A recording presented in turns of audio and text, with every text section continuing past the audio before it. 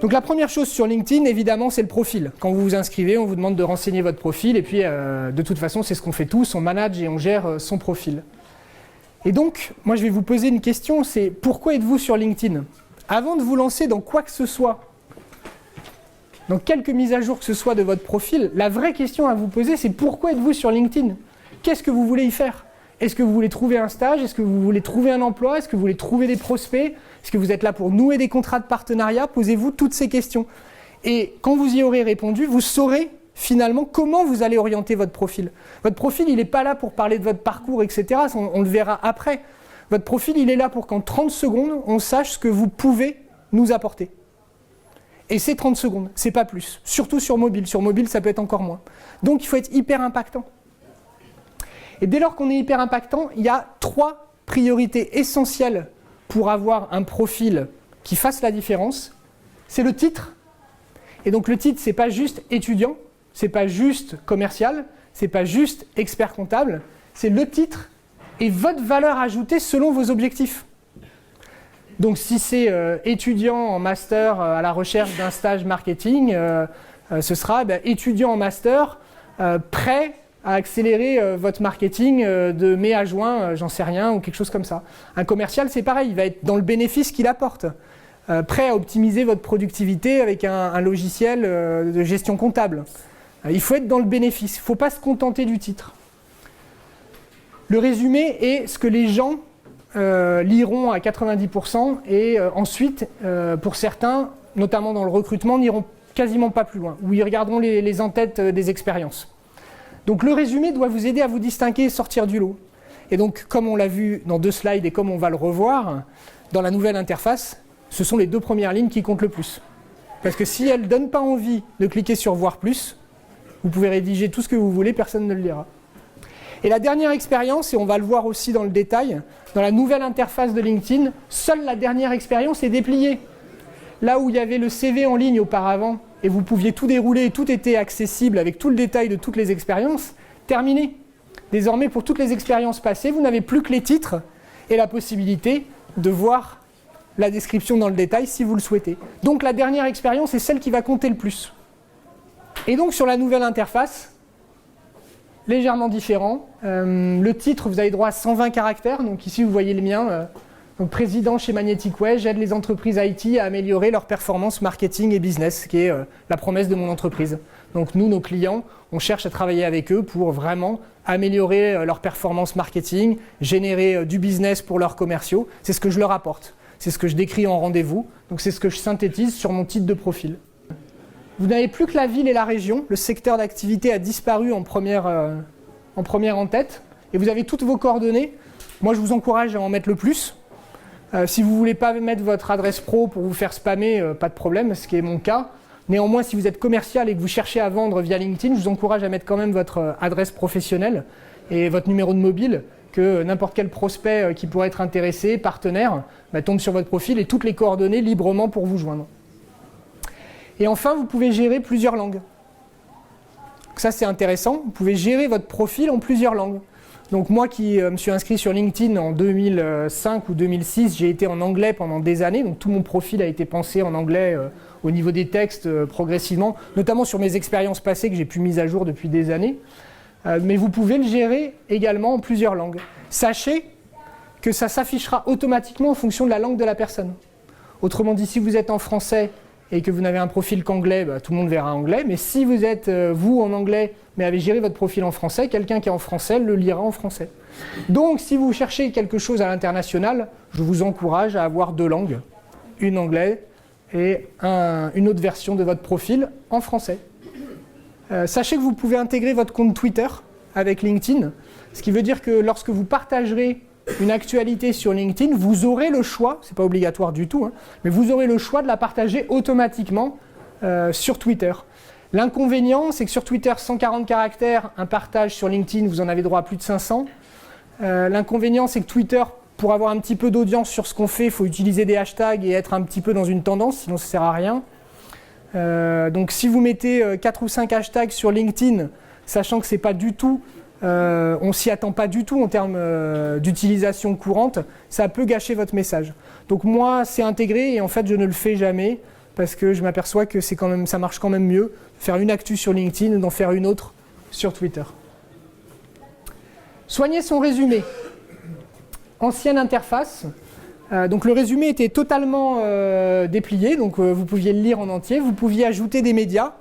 Et idéalement, il fallait rester à 2 médias. Un média, ça peut être n'importe quoi. Ça peut être un lien vers votre site web, ça peut être une vidéo, un document PDF, une image, une photo, n'importe quoi, ça peut être ce que vous voulez. Mais si ça illustre votre expertise, c'est bien de le mettre. L'idéal est de rester à 2. Après, ça fait vite sapin de Noël, etc. Moi, j'en ai 3, parce que là, on est sur l'ancienne version. Et donc, quand je suis sur la nouvelle version, je peux en afficher 3 sur la même ligne. Ça, c'est la nouvelle version. Donc, comme je le disais, les 2 premières lignes comptent le plus. Donc, il faut que vous invitiez le visiteur à avoir envie d'en savoir plus, à faire une phrase qui se termine par « et » 3 petits points. Et puis, là, on a envie d'aller lire la fin de la phrase, on clique sur « voir plus ». Et la suite, ce qui est hyper important et ce qui était vrai pour l'ancienne interface, il faut que vous tourniez votre résumé, encore une fois, sur la valeur que vous allez apporter. Si vous avez 20 ans d'expérience dans le secteur informatique et que vous dites que vous êtes un gars super, etc., parce que vous avez fait plein de trucs, etc., c'est bien. C'est un tout petit peu centré sur vous et c'est pas centré sur ce que vous pouvez apporter à la personne. Donc le résumé doit absolument être centré sur le lecteur. Le lecteur doit sentir qu'on lui parle. Il doit sentir qu'on s'adresse à lui et il doit sentir que vous allez pouvoir lui apporter vraiment quelque chose. Et comme vous pouvez le voir, nouvelle interface, les 3 médias sont mis sur une seule ligne. C'est pour ça que moi j'en ai rajouté un 3e pour mettre un lien vers une vidéo, un lien vers une certification inbound marketing et un lien vers un article sur mon blog qui marche assez bien.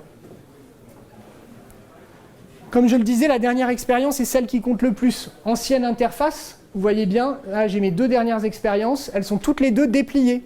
Donc les visiteurs les voient en entier, les médias que j'avais rajoutés, voient les recommandations qu'on m'a données pour ces expériences passées.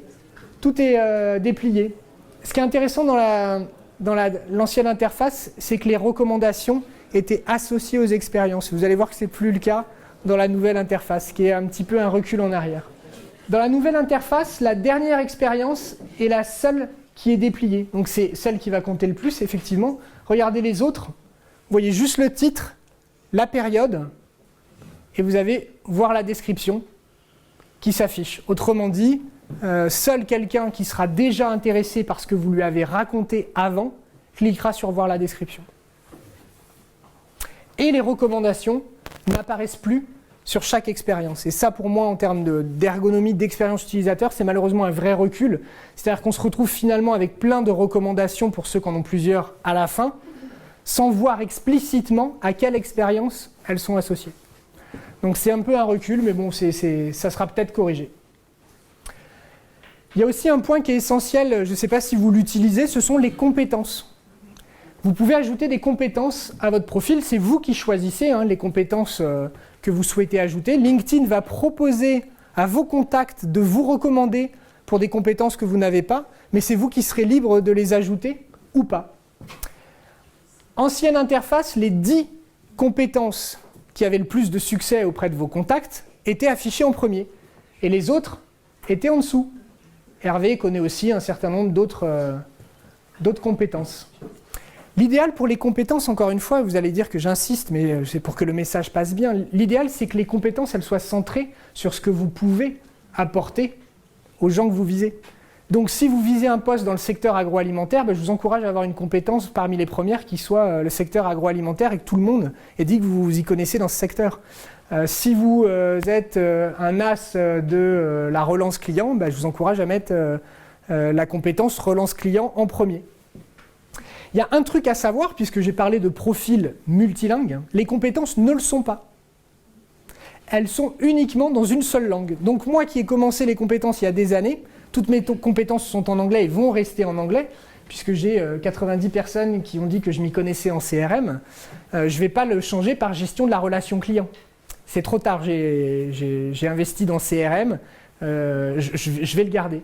Elles ne sont pas multilingues, ce qui fait que si vous visez un poste à l'international et que vous avez des compétences qui sont uniquement libellées en français, ça peut être un tout petit peu contre-productif. Donc là, pareil, je pense qu'il faut faire un choix, et vous allez voir pourquoi dans le slide suivant. Je pense qu'il faut faire un choix de langue et s'y tenir et rester là-dessus tant qu'elles sont monolingues.